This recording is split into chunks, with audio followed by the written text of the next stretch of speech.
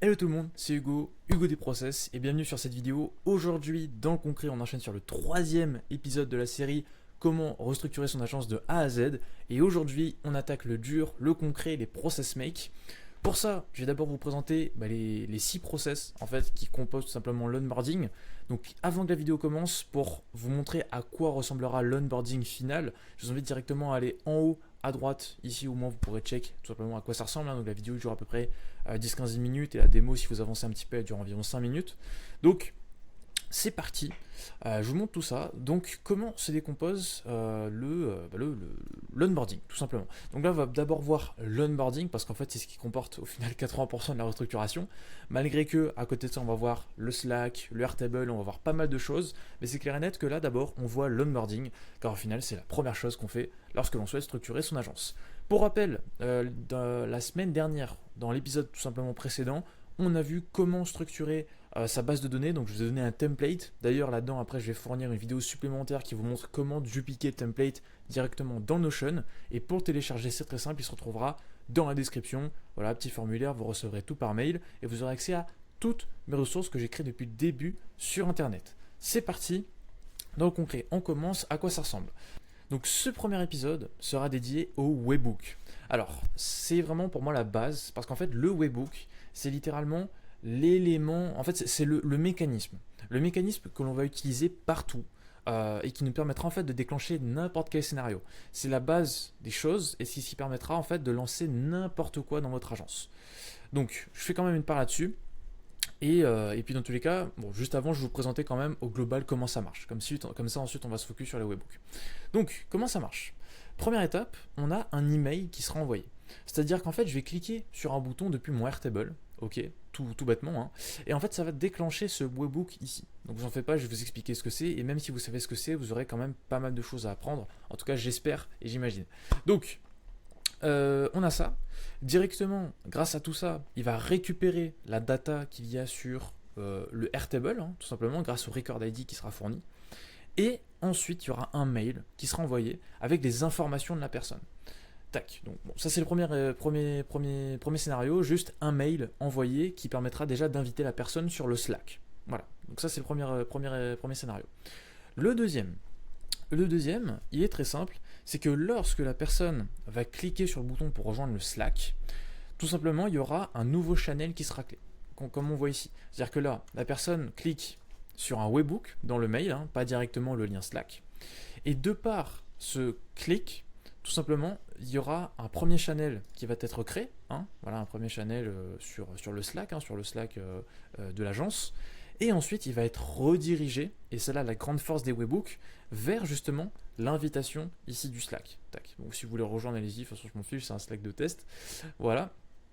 Et à partir de là, il aura, après un certain petit délai bien sûr, hein, de 32 secondes ici, c'est très précis, la recherche de la personne qui est censée rejoindre, hein, le client qui vient de signer avec vous et qui doit commencer l'onboarding, et le premier message, de quoi dire que, écoute, voilà, bienvenue, l'onboarding va commencer, je t'invite à cliquer sur un bouton. Et d'ailleurs, hein, plus tard, on va voir comment faire des messages comme ceci. Donc en fait, ce sont des messages, je vais vous afficher une image ici, mais des messages, pas des messages basiques en fait, des messages structurés avec ben voilà, je vous montre une image, c'est beaucoup plus parlant. Et enfin, on va juste update le Airtable, de quoi dire que onboarding en cours, au moins pour vous, hein, pour l'utilisateur de l'onboarding, lorsque votre client va cliquer sur le bouton, en fait vous saurez quand est-ce qu'il aura cliqué. Voilà, donc ça c'est la deuxième partie. Pour récapituler, c'est juste créer le salon Slack lorsqu'il va arriver dessus et envoyer le premier message et notifier du coup celui qui fait l'onboarding que ok, le client a bien commencé l'onboarding. Voilà, tout simple. Maintenant on a le troisième. Le troisième, en fait, ici on a un petit message, d'accord, qui va dire, en gros, clique sur le bouton qui permettra de regarder la vidéo. Ok. Donc jusque-là, c'est très clair. Et l'objectif ici, comme vous vous en doutez, c'est qu'il clique dessus. Donc lorsqu'il va cliquer, il va en fait pas cliquer sur le lien de la vidéo, mais cliquer sur un webhook. À chaque fois, c'est ça. Et en fait, le fait de cliquer sur webhook, ça va déclencher ce scénario. Je vais tout vous expliquer après, mais en fait, c'est pour ça que c'est hyper important de comprendre les webhooks, parce que c'est à la base de tout. Bref. Donc, il clique dessus. Ensuite, ici, ça le redirige vers la vidéo. Directement, il va attendre 10 secondes. Bon, en fait, il va normalement attendre le temps de la vidéo. Hein, donc, si la vidéo dure c'est pas 5 minutes, on va mettre un délai de 5 minutes au minimum, ou plutôt au max quoi. Et ensuite, on va créer un nouveau message, de quoi dire que techniquement, après qu'il ait regardé la vidéo que vous l'avez envoyée, très simple, bah écoute, voilà, je t'invite à remplir le formulaire ci-dessous. Et là, si vous avez tout compris, juste on va lui envoyer un message avec le bouton du formulaire, mais évidemment ce sera pas. Si cette fois-ci c'est le formulaire du coup, parce que il y a une petite spécificité pour le prochain. Donc pour le prochain, ça ressemble à ça. Ok, waouh, on pourrait dire Hugo, mais qu'est-ce que tu me montres? C'est compliqué, je ne comprends pas. T'inquiète, c'est très très simple. En fait, ça c'est juste une animation. Je vais vous montrer très rapidement la vidéo en fait liée à l'animation d'un onboarding. Voilà, bon, c'est en cours. Mais dans le concret, c'est ce scénario-là qui fait que vous avez une animation comme ça. Et donc, comment ça marche? Ici, on a déjà un webbook. Aussi, toujours un webbook, évidemment. Et là-dedans, en fait, qu'est-ce que c'est? C'est tout simplement toutes les infos que la personne va remplir durant le formulaire, que ce soit les textes qu'elle va remplir, ses préférences, les documents qu'elle pourra donner aussi. Tout sera là-dedans. Ok? Tout. Bref, tout sera là-dedans. Et l'idée ici, c'est quoi? C'est que déjà, on va attendre. En fait, on va juste attendre que suite à ce que la personne justement qui a rempli le formulaire soit redirigée automatiquement sur le Slack.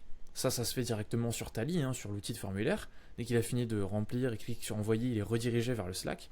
On va attendre qu'il soit redirigé pendant 15 petites secondes. Et ensuite, on va vérifier de par les informations qui sont dans le formulaire qui correspond à la ligne dans la base de données. C'est quand même hyper important. Mais bon, de toute façon, je ne vais pas trop détailler ça ici, on verra ça plus tard. Mais dans l'idée, on voit qui a tout simplement rempli le formulaire. En fait, on analyse qui dans la base de données correspond aux coordonnées qui sont là-dedans. Et ensuite, sans pitié, on va créer un nouveau message de quoi dire « Hey, on a bien reçu ton formulaire, et maintenant on va s'occuper de mettre à jour notre base de données. » Et là, on a toute l'animation qui commence, avec d'abord le fait déjà de dire que l'onboarding est en cours et qu'il a bien rempli le formulaire. Donc c'est une étape supplémentaire que celui qui a donné le lien pour l'onboarding voit. En fait, il voit où est-ce que est le client dans son propre onboarding. Ensuite, on va attendre par exemple un petit délai de 5 secondes, voilà, de quoi vraiment jouer l'animation. Mais en gros, par exemple, s'il a un formulaire, écoute, génial, on va juste le prendre et l'améliorer. Si tu en as pas, écoute, c'est pas grave, on va tenter de créer le meilleur possible. L'idée, c'est en fait à chaque fois, en fonction de tout ce que vous avez mis, après c'est une question de personnalisation, mais c'est de se demander, écoute, quel petit message je peux envoyer dans, par exemple, l'animation, si je souhaite en faire une, pour montrer à la personne que le onboarding est personnalisé. C'est pas juste un truc copier-coller, voilà, c'est comment rendre notre onboarding le plus personnalisé, le plus personnel, le plus qualitatif possible et le plus rapide par la même occasion. Donc combiner ces trois valeurs-là, c'est ce qui permettra donc à votre agence et à votre onboarding d'être le meilleur qui soit. Voilà, tout simplement. Ensuite, webbook de documents. Là, je vais vous faire quand même part d'une problématique assez importante dans ce genre de process-là. Google. Google est très capricieux. Du sens où si vous souhaitez faire un Google Drive, utiliser Google Doc, Google Gmail, il faut que vous soyez en fait connecté à Google. Jusque-là, on va dire ouais, c'est facile, juste à me connecter avec une clé API ou un identifiant et d'accord, c'est terminé. Mais le problème, c'est que souvent, sans aucune raison, ça saute. Clairement, ça saute, c'est très désagréable. Il faut à chaque fois se reconnecter. Des fois, justement, vous avez signé un client pour un onboarding et directement, ça bug. C'est chiant, oui c'est chiant. En fait, il faut utiliser donc soit Dropbox, je sais qu'en tout cas c'est une très bonne alternative pour Google Drive, que je conseille fortement parce que c'est beaucoup moins chiant. En tout cas, si vous avez la possibilité de ne pas utiliser Google, sincèrement, ne l'utilisez pas. C'est un énorme conseil que je vous donne là, parce que d'accord, oui c'est la facilité, c'est connecté à tout, et c'est très chiant, très chiant avec ces histoires de déconnexion, etc. Donc moi en fait je vais tout refaire, littéralement. Bon, je vous montre ça comme ça, mais je vais tout refaire. Mais en gros, il faudra que je trouve un outil pour faire les factures. Donc pour ça, facture, contrat, je sais qu'il y a Abi, ou sinon il y a, comment s'appelle le truc qui fait la signature électronique là bon bref, il y en a pas mal, là j'ai oublié le nom. Mais ce sera juste à moi de récupérer tout ça. Certes, ça va me coûter un petit peu plus cher en API, mais au moins je sais que ce sera qualitatif, fiable, et que au moins, voilà, ce sera clair, quoi. C'est tout ce qu'on veut, un truc fiable, c'est essentiel. Bref. Donc, ça c'est pour la création de documents, pour revenir dessus. Donc, webbook, toujours. Ensuite, on enchaîne sur la création d'un dossier. Dès que le dossier est créé, on lui envoie un message pour lui donner le lien de son dossier pour qu'il puisse y accéder, donc dossier client, hein, j'entends là. Et à partir de là, on va créer le contrat, la facture, l'attestation de réception, là c'est pour moi personnellement, et on lui envoie tout par mail. Voilà, ça c'est l'étape pour la rédaction des documents. Après, on a le lancement. Bon, ça c'est très propre à moi, mais au final, c'est juste comme si vous signiez automatiquement un document en ligne, un contrat, qu'importe. Et voilà, ce sont les 6 étapes qui sont ici et qui constituent un onboarding. Et donc maintenant, voilà, si vous avez des questions d'ailleurs, n'hésitez pas hein, dans les commentaires ou autre, je suis là pour ça. On va s'occuper genre, je vais m'occuper de vous expliquer ce qu'est un webbook. Qu'est-ce que c'est qu'un webbook? Alors vraiment un webbook, hein, je vais le dessiner carrément, comme ça c'est gravé dans votre tête. Un webbook, c'est ni plus ni moins, ok, qu'un hameçon. Waouh, quel hameçon, il est magnifique. Bref, non mais en gros, c'est vraiment un hameçon. De quoi dire qu'on a le web, donc c'est quelque chose qui est effectivement sur internet, et on a le hook. C'est le fait que ce soit justement une accroche, un hameçon. C'est en fait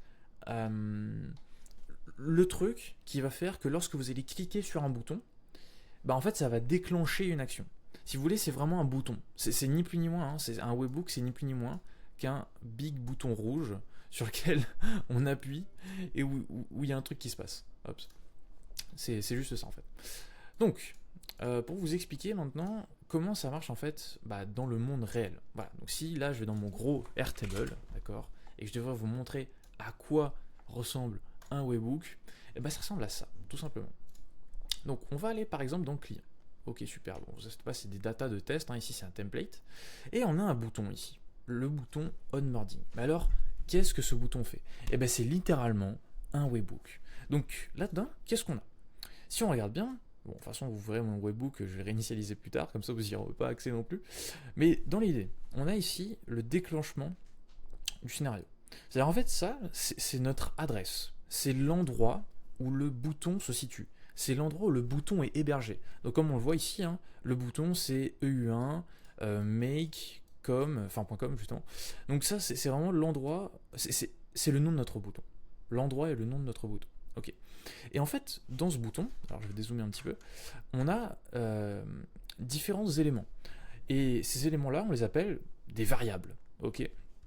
Donc on a par exemple le prix, ok. On a le numéro, on a le prospect, le record ID du prospect, on a le record ID, etc. Donc en fait, on a au travers de ce bouton, on peut y ajouter des informations. On peut y ajouter, par exemple, des documents, on peut y ajouter justement des prix, des numéros, on peut y ajouter d'autres adresses, on peut y ajouter d'autres adresses en fait, d'autres URL, et c'est ça en fait qui constitue notre bouton. C'est-à-dire que l'avantage d'un bouton comme ça, c'est que justement, vous avez une ligne ici, ok? Je vais vous montrer tout ça. On a une ligne ici dans une base de données avec le record ID. Donc en fait, le record ID, c'est le nom codé de notre ligne, ok? C'est l'identifiant de notre ligne pour qu'on puisse le retrouver plus tard. Ensuite, on a ici, bon, c'est des relations, je ne vais pas trop rentrer dans les détails. Ici, on a un statut, par exemple, onboarding en cours, onboardé, erreur dans l'onboarding, etc. Bon, on a plusieurs choses. Voilà, en fait, tout ça, ce sont des variables, ok? Et l'idée, c'est que on va pas juste prendre ces infos, les noter manuellement, etc. En fait, on va juste créer un webbook, c'est-à-dire, on va créer un bouton qui comportera ces informations-là. Et donc, à la suite, à quoi ça ressemble? Ça ressemble à ça. En fait, on a un webbook, ici, comme je vous l'ai dit, c'est un bouton, tout simplement, et là-dedans, on a accès à quoi? On a accès au numéro, donc au numéro par exemple de la facture, on a accès au prix justement qui sera sur la facture, on a accès au record ID du prospect, au record ID de pas mal de choses, et c'est justement ça, les informations qui sont apparues lorsque l'on a cliqué sur le bouton. Ok, c'est vraiment ça qu'il faut que vous disiez, c'est qu'un webbook, c'est un bouton qui comporte des informations. C'est tout. Vraiment, ça sert à rien d'aller plus loin, et c'est à partir de ça, en fait, que vous allez lancer n'importe quel scénario. Pourquoi? Parce que, admettons, là, je souhaite envoyer un email automatisé pour inviter la personne sur Slack. D'accord? C'est un scénario très simple, très bateau, que vous pouvez essayer aussi de votre côté à mettre en place, et il fonctionne de cette manière-là. Je vais ici dans mon Airtable, d'accord? Donc mon Airtable, hein, si je suis un petit peu plus gentil, ça ressemble à ça. Ok, une interface. Donc, lorsque je vais cliquer sur ce bouton, en gros, je vais envoyer à l'adresse du bouton, hein, donc l'adresse URL qu'on a vu tout à l'heure, le prix, le numéro et les options. Donc par exemple, là, s'il y a une option CRM, vrai, faux, est-ce qu'il y a une option Calendly, vrai, faux, etc., etc. Je vais vraiment y rentrer toutes les informations que je souhaite, ou en tout cas dont j'ai besoin pour faire en sorte que le scénario démarre. D'accord?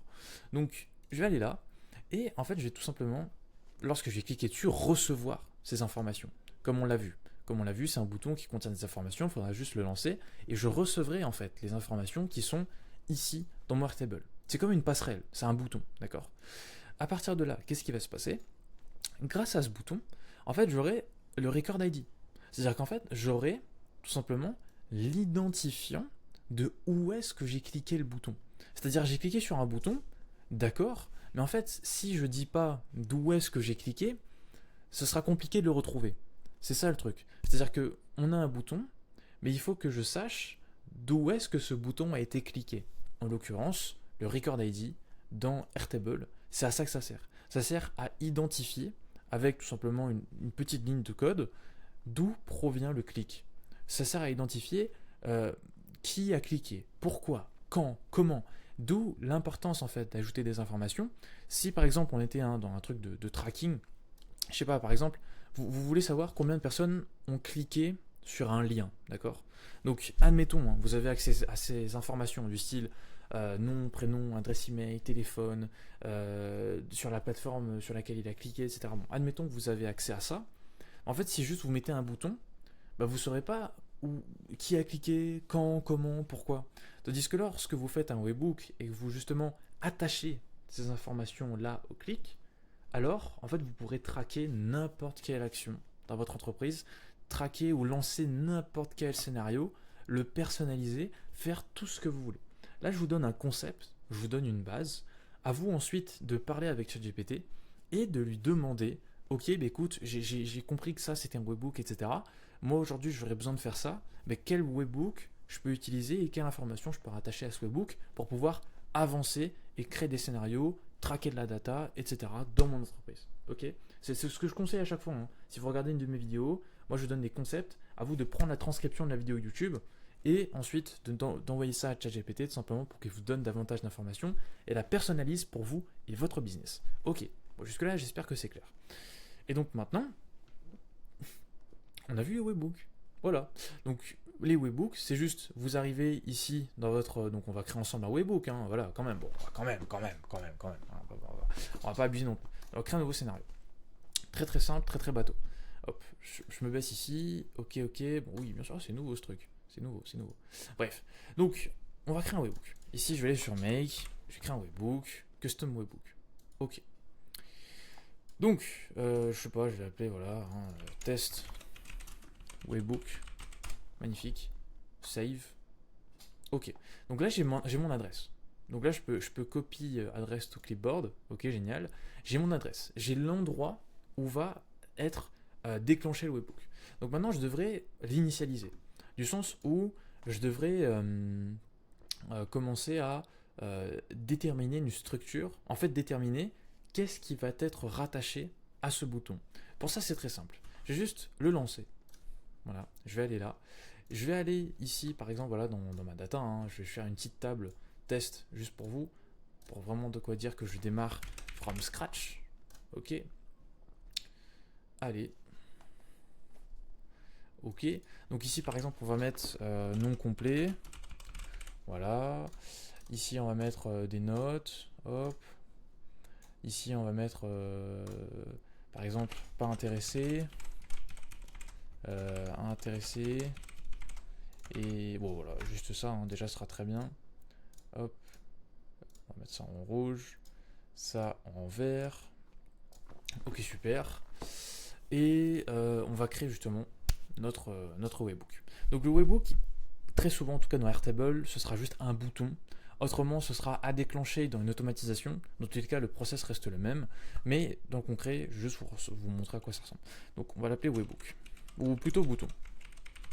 Comme ça reste parlant. Bouton. Donc on va chercher un button, you know. Et on va lancer, voilà, lancer. Hop, petit bouton vert. Et donc effectivement en fait, un webhook c'est quoi? C'est ni plus ni moins qu'une URL en fait. C'est ni plus ni moins qu'une URL. Donc qu'est-ce que on va faire? On a une fonction dans Airtable qui s'appelle concatenate. Donc concaténer, en français ça veut juste dire prendre des trucs et les coller. Voilà, tout bêtement. Et donc là, comme vous vous en doutez, vu que c'est une URL et qu'on veut rattacher des informations, la seule et unique chose qu'on a à faire, c'est de prendre les infos et de les mettre à côté du lien. Donc comment on fait ça? D'abord je vais mettre mon lien. Enfin, avant tout, voilà. Donc je vais ouvrir des guillemets comme ça et je vais mettre mon lien. Ok, super. Maintenant, comme je l'ai dit tout à l'heure, il faut qu'on ajoute un record ID. Il faut qu'on ajoute en fait la ligne sur laquelle on a cliqué pour qu'on puisse la retrouver plus tard et l'utiliser. C'est pas toujours nécessaire, mais c'est toujours important de le mettre au cas où. On sait jamais si on a besoin de ça parce que sinon on est obligé de redéterminer tout, c'est pas pratique. Donc juste autant là, tu vois, ça coûte rien, ça coûte rien. Donc on va juste mettre une virgule et on va mettre record ID, tout bêtement. Et on va bien penser à fermer la parenthèse. Ok, donc là déjà, on a, alors oui, juste avant, donc là je fais ça, c'est bien mignon, j'ai fait une erreur, en fait chaque élément qui est derrière notre webhook doit avoir un nom. En fait il a un nom, donc par exemple record ID, et il a une valeur, REC, blablabla. Donc pour ça on va mettre d'abord un point d'interrogation, on va mettre record-ID, d'ailleurs il faut bien que je mette ici les guillemets, tac. On va mettre une virgule et là on va concaténer le record ID. C'est magnifique. Et maintenant on peut ajouter, comme on l'a vu ici, le nom complet. Donc on va juste mettre par exemple full name. Hop. Donc là cette fois-ci on va pas mettre un point d'interrogation mais un end. Ok, nuance. Lorsque c'est la première variable, on a un point d'interrogation. Lorsque c'est la deuxième ou plus, c'est un end, comme ceci. Donc end. Par exemple, on va mettre, voilà, name, hein, on s'embête pas, est égal, alors, d'ailleurs ici j'ai pas mis le est égal, donc name est égal, du coup on va mettre name, enfin nom complet, hop. Donc nom complet, hop, ici on va mettre une virgule, je tape juste nom complet, voilà, hop, là je remets une virgule, ok. Donc en fait là on a concaténé, d'abord on met le nom de l'endroit, de la variable, donc end name égal, et ensuite on met la valeur, virgule, la valeur. Et on va faire ça à chaque fois. Donc virgule, là on va mettre par exemple la note. Donc la note ce serait tout simplement end, alors toujours guillemets, end, note, égale. Et ensuite, virgule, note.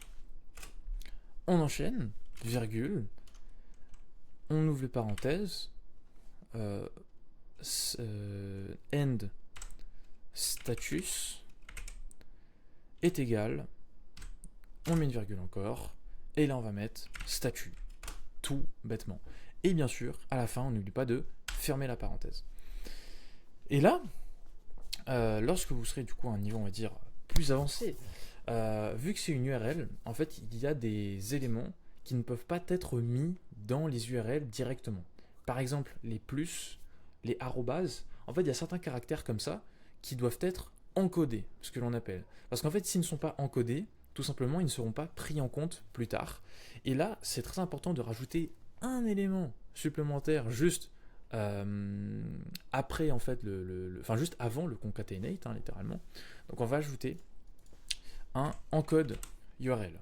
Donc, encode URL component. Et ici, on va fermer le tout simplement.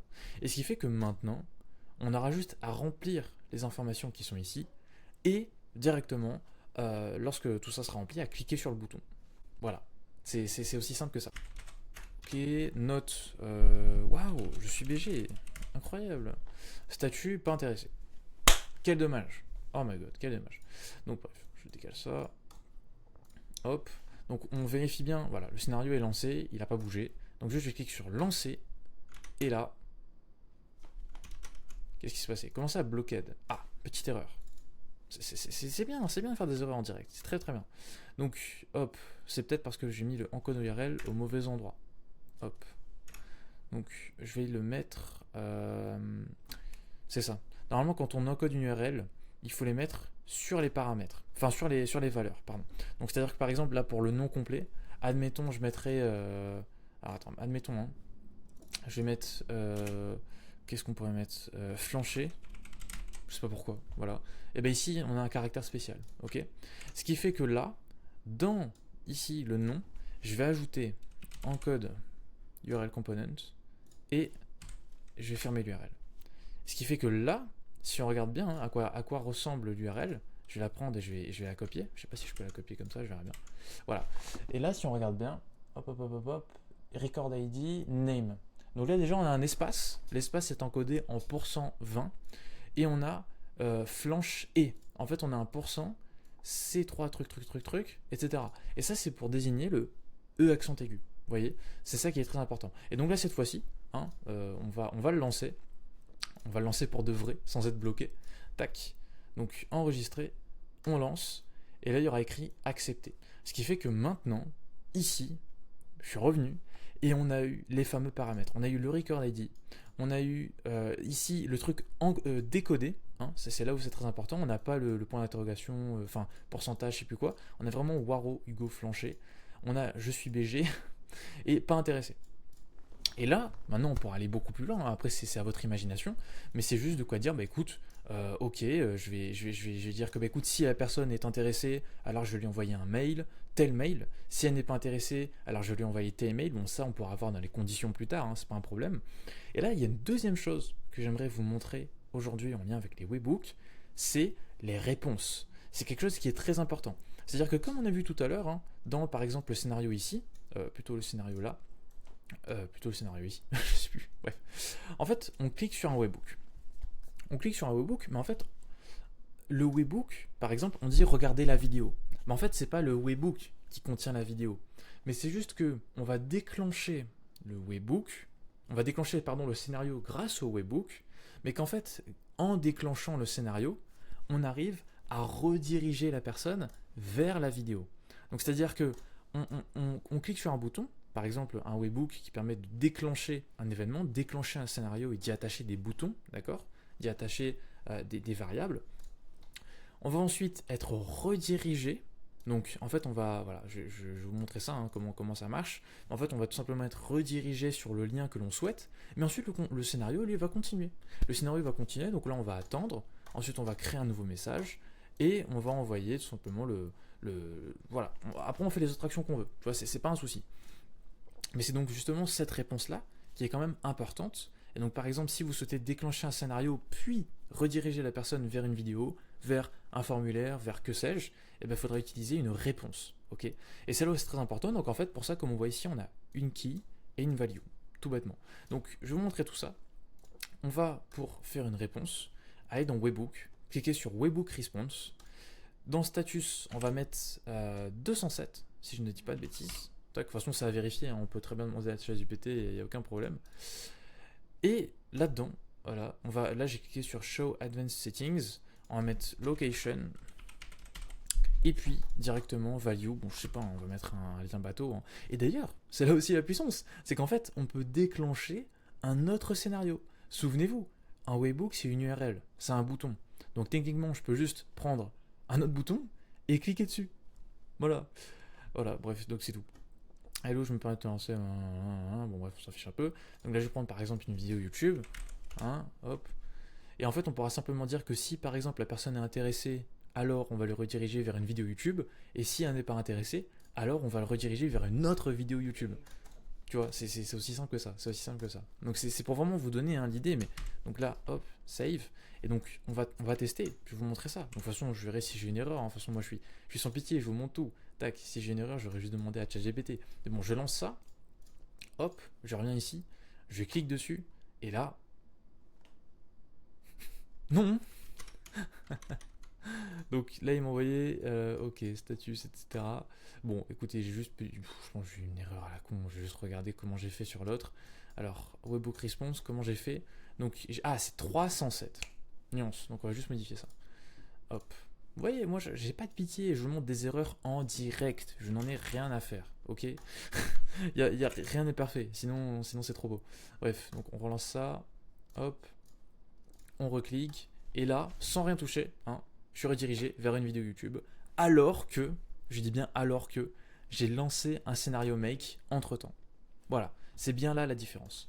Donc voilà, la vidéo dure déjà 30 minutes. What the fuck, c'est beaucoup trop long. En tout cas, je vous remercie d'avoir regardé la vidéo jusqu'au bout. Là, le prochain épisode, je vous dis directement ici sur mon big block note. Alors, ah oui, il faut que je ferme ça. Tac, tac, tac. Prochain épisode, là, du coup, ce sera sur créer le premier process de A à Z. Donc, justement, hein, l'histoire de Slack, plus invitation sur le Slack, création du CNL, et surtout vous montrer comment créer un message en bloc, voire même créer des animations. Voilà, donc ce sera le sujet du prochain épisode. En tout cas, je vous remercie d'avoir regardé la vidéo jusqu'au bout. Et écoutez, on se dit à très bientôt. Voilà, allez, très bonne journée à vous.